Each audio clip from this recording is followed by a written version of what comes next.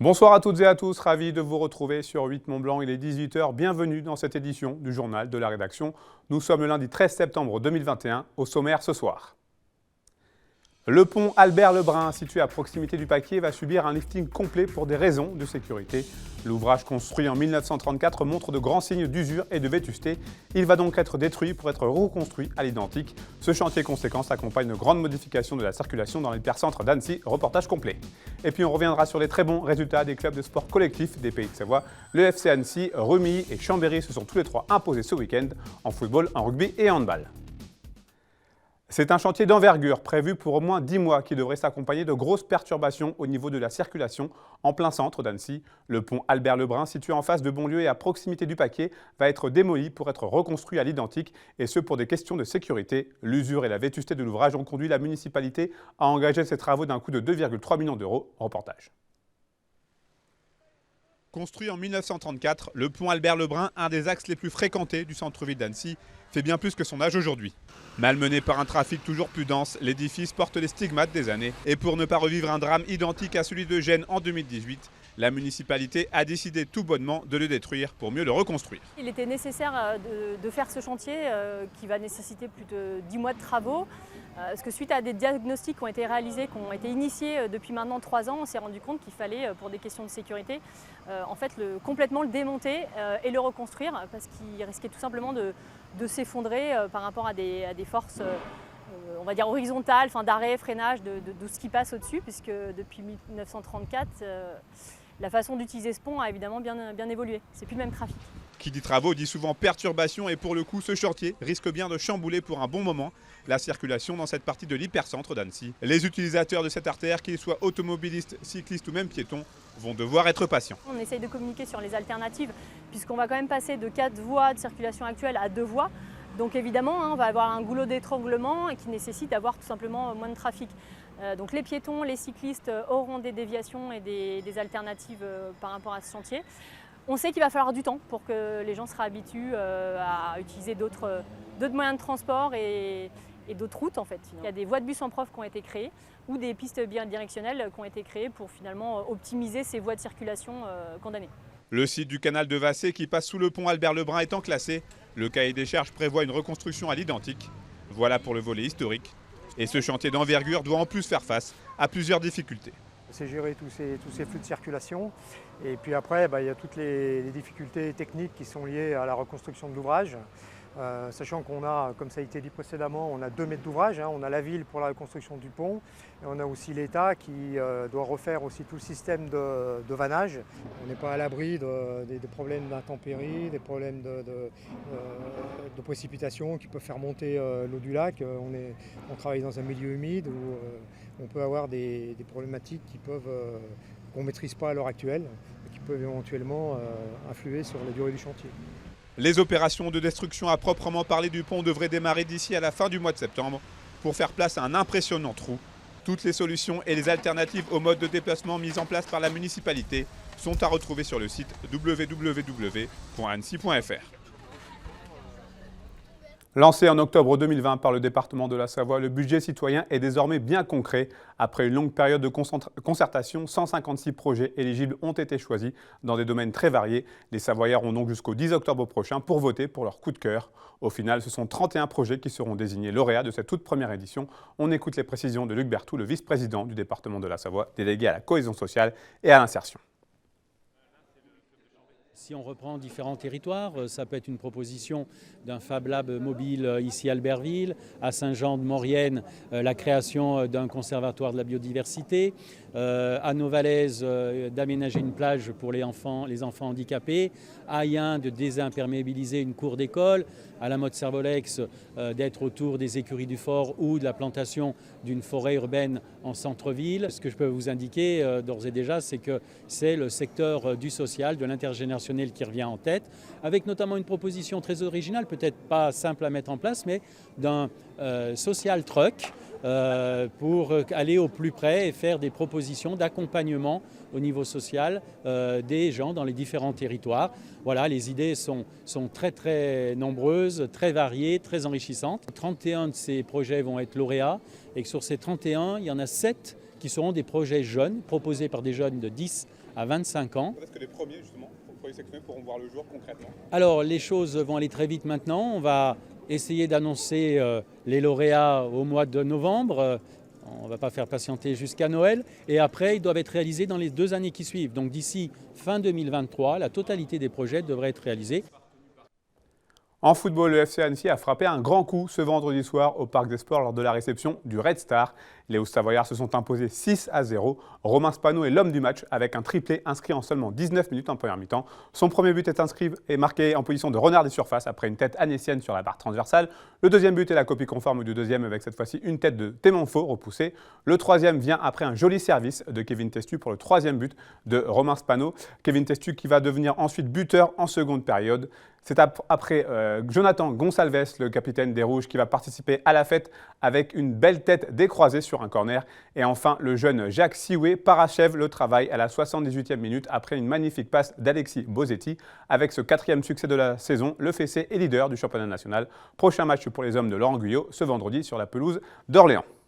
Et comme je vous le disais en titre, les clubs locaux ont été à la fête puisqu'en rugby, Rumilly est allé chercher sa première victoire de la saison en Fédéral 1 en s'imposant avec la manière à Mâcon 20-18.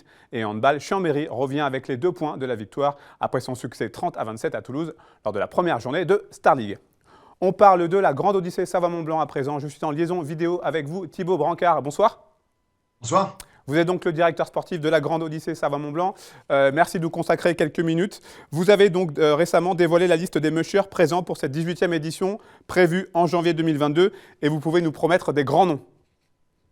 Oui, absolument. Alors, on sait tous qu'avec la situation sanitaire, l'édition de la 2021 n'a pas été aussi dense en niveau parce qu'il y a des mushers qui n'ont pas pu voyager, des mushers qui n'ont pas pu venir de Norvège, d'autres qui n'ont pas pu venir d'Allemagne. Il y a aussi des entraînements qui ont été perturbés par les restrictions de déplacement. Par contre, on sent que les mushers étaient vraiment très impatients. Une fois de plus, toutes les places disponibles sont parties en quelques minutes. Et là, pour le coup, effectivement, on a tous les grands noms qui ont animé la course ces 3 dernières années qui seront présents. Il y aura bien sûr Rémi Coste, qui est le grand favori, qui truste les premières places ces dernières années. Mais il y aura aussi Iker Oskoidi, l'Espagnol, qui a été par 2 fois son dauphin. Il y aura une armada allemande de mushers parmi les tout meilleurs du monde avec des légendes du mushing comme Heini Winter, Sylvia Ulrich qui était sur le podium l'année dernière. Il y aura aussi Sissel Wolf-Mulmen qui est une Norvégienne qui avait fait 3e il y a 2 ans et qui n'a pas pu se déplacer l'année dernière et qui était très frustrée. Je pense qu'elle revient vraiment avec une grosse motivation. Quand on sait que la course s'est jouée il y a 2 ans entre Iker et Rémi à quelques secondes et jusque dans les derniers kilomètres de la dernière étape, je suis tout à fait certain que cette année, ça va être encore plus serré. Il y a certainement plus de mushers qu'on n'a jamais eu qui peuvent jouer le podium cette année. Donc, je sais que Rémi est déjà à l'entraînement chez lui là-haut en Suède, puisqu'il s'est expatrié en Suède pour avoir des meilleures conditions d'entraînement. Je sais qu'il est très motivé et quand il a vu la liste des mushers, je pense que ça lui a donné encore plus de motivation. Vous avez sélectionné en amont des inscriptions 10 mushers élites. Vous venez de citer les principaux noms.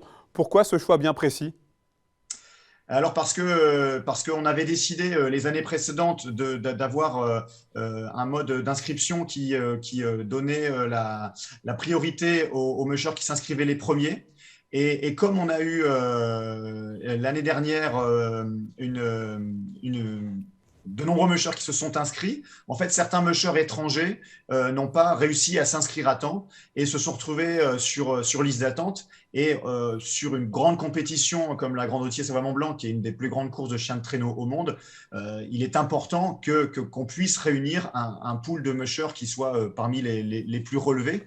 Et donc, on a souhaité mettre en place effectivement un pool élite Donc, ce sont des mushers qui postulent à ce pool et nous sélectionnons ceux qui ont vraiment les meilleurs résultats, ceux qui vraiment peuvent jouer soit la gagne, soit un podium. Et effectivement, nous leur permettons de s'inscrire en amont afin de garantir que la Grande Odyssée Savoie-Mont-Blanc, que ce soit en catégorie Open ou en catégorie Limited, puisse réunir les mushers de plus haut niveau. Avec ce mode de sélection, vous confirmez votre volonté de vous inscrire parmi les plus grandes courses du monde?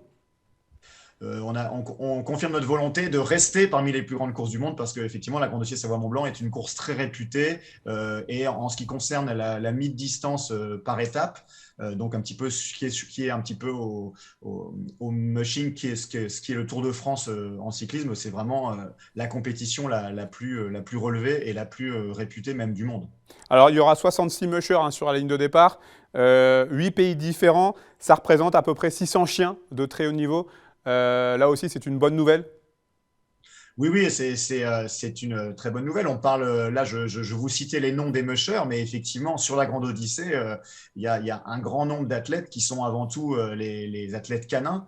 Et sur la Grande Odyssée, on peut voir parmi les chiens les plus exceptionnels du monde, les chiens de traîneau de compétition qu'on peut rencontrer sur la Grande Odyssée Savoie-Mont-Blanc, ce sont les mammifères les plus exceptionnels du monde. Ils ont été sélectionnés par les mushers depuis essentiellement pour les courses depuis une centaine d'années, mais sinon depuis des milliers d'années pour qu'ils soient le mieux adaptés à l'effort dans les conditions extrêmes. Et donc, on a des athlètes incroyables et on a aussi des races de chiens qui sont différentes, que ce soit les pures races comme les huskies de Sibérie, mais aussi des chiens croisés comme les Eurohound qui sont des chiens de traîneau croisés avec des chiens de chasse et qui sont absolument extraordinaires en termes de performance sur les étapes que peut offrir la Grande Odyssée Savoie-Mont-Blanc. L'édition 2021 avait été marquée par un contexte sanitaire qui avait rendu les choses un peu compliquées, symbolisé par une course à huis clos. Ce cru 2022 devrait revenir aux fondamentaux avec une fête et du public?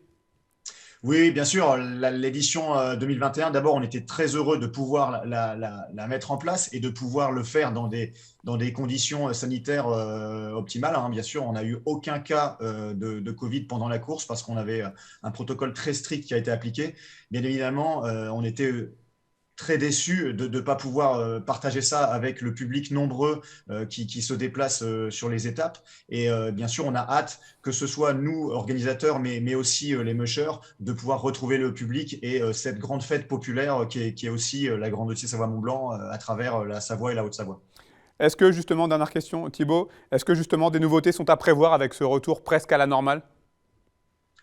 Des nouveautés, non pas particulièrement. Il y a le développement des trophées aussi qui continue avec de nouveaux mushers qui vont venir. Et puis, on va mettre en place un certain nombre bien sûr, d'animations tout autour de la course avec les stations, etc. Donc, tout ça est en train de se mettre en place. Donc, on pourra vous en dire plus dans les prochains mois, mais je vous garantis que ça va être une très, très belle édition. Merci beaucoup Thibaut Francard. Je rappelle les dates de cette Grande Odyssée Savoie-Mont-Blanc. Départ le 8 janvier prochain avec le prologue à Samoin et arrivée le 19 janvier du côté de Valseny. On aura bien évidemment l'occasion d'en reparler. Merci beaucoup. Je vous remercie. Bonne soirée. Au revoir. C'est la fin de cette édition. Merci à vous pour votre fidélité à l'information sur 8 Mont-Blanc. Merci à toute l'équipe. Tout de suite, la météo présentée par Thierry Paulme. Je vous retrouve mardi pour un nouveau journal sur 8 Mont-Blanc. On se quitte en musique avec des images de la Mont-Blanc Cycling à Megève. 800 cyclistes avaient répondu présent à l'appel des organisateurs pour 4 épreuves bien différentes. Passez une très belle soirée et prenez soin de vous et de vos proches.